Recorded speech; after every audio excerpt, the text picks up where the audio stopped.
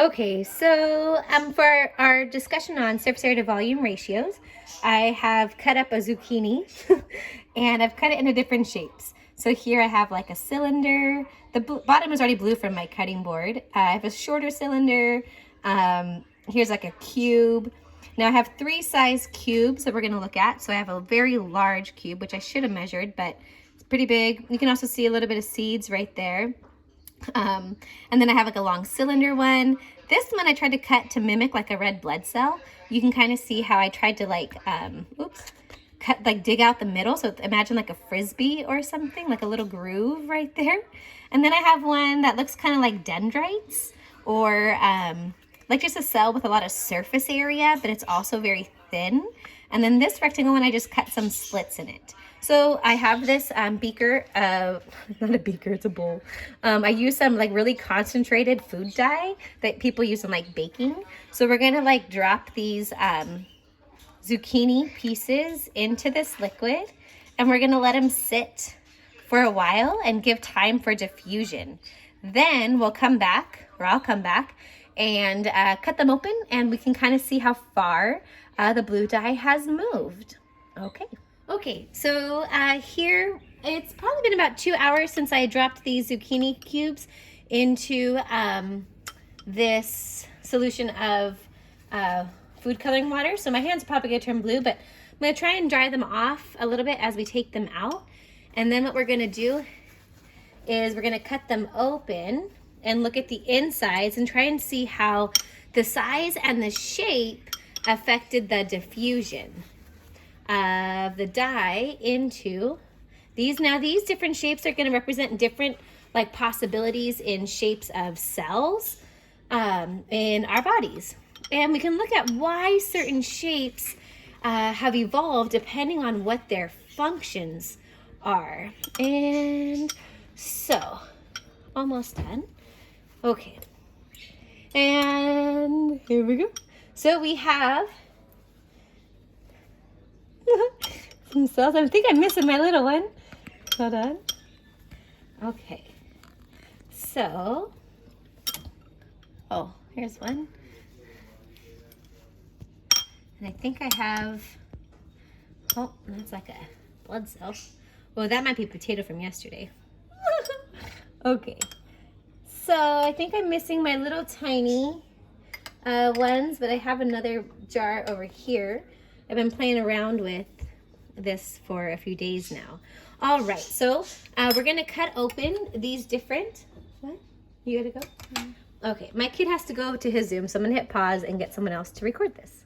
So here, we're gonna start with this large one. Now I found this one fascinating because you can see like this area is kind of where the seeds were inside of the cube. And so if we cut this open and we look down the middle, you can kind of see how far that the dye diffused in, but in the area that the seeds were, and there was lots of little like filaments, you can see it's a bit darker blue. Now let's go ahead and cut open the medium size.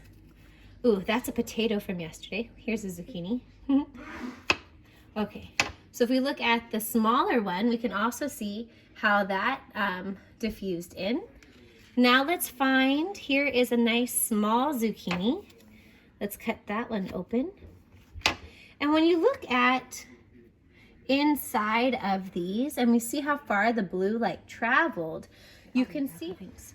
We can see if we compare these three, we can see how the smallest of the three sizes, the inside was the most blue. That dye diffused the furthest and into the most area within it. Now, when we look at our other shapes, I particularly like this one because what I did was I cut slits in it, but you can see just the darkness in this area, how much was diffusing in of the dye. So all of these cells, here's like a long cylinder, here's a shorter cylinder, here's one that like mimics a red blood cell that I kind of gouged out the center of it, and here's like a long skinny one. So I'm gonna hit pause on this and cut them all open and then start the video back up. Okay, so here I've cut open all of them down the center. So like this was connected and I just cut it in half this way. So let's go ahead and analyze each of these. So the classic experiment with surface area to volume is to use different size cubes. And you can see how this zucchini, it was hard to get one that didn't have where the seeds were, but you can see where there was a lot of like wrinkles. You had a lot more diffusion, which as the surface area increased, that was more space for the blue molecules to enter in. But if you compare the medium size, look at my fingers all blue, the medium size to the smaller size cubes, you can see how diffusion occurred much more in the smaller size cubes. Now, if we go over to some other kinds of shapes. So in this one, this was a red blood cell shape where when I cut it though, it was like this, like a round area. So the dark blue section is actually like where the thinner section was, and when there was more like, that was the thinner area, and then you can see the thicker area didn't have much diffusion of dye into it. Then we have, this was a long, skinny one that I cut in half like this, and here's the opened up part, but do you see all of the surface area, the edges, you can see where the diffusion has happened. Now, my favorite example though is this one so far. So here, this was together, and all I did was take a knife for this, and I just cut little slits in this edge. So when we open it up though, it's kind of rad because now you can see with all those little cuts, there was a lot more surface area. And now look at the blue, look how much more dye. That's like probably the best one we had at all of these. This is what the lining of our intestines looks like. When we talk about microvilli and nutrients from our food, like diffusing from our like intestinal lumen into our cells, our microvilli act like this to increase the surface area for diffusion to happen. Now, this was the big cylinder, and I found it kind of fascinating when I cut it open why the center was blue, but then when I looked at one side, that's because I had where the seeds were, and there's a lot of little folds, again, kind of like that microvilli that would line our small intestine and our large intestine. Therefore, you can see how far it like diffused in. So that was diffusing from the outside in, and even made it this far. This was the same thing. It was like a smaller type of cylinder.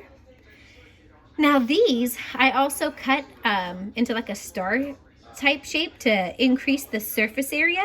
And you can see all of these little projections. That's all areas or regions where the molecules could have diffused in. All right, I don't know if this really was super helpful. Hopefully when we talk about surface area compared to the volume and how the size and shape of the cell can influence the diffusion of molecules into or out of a cell.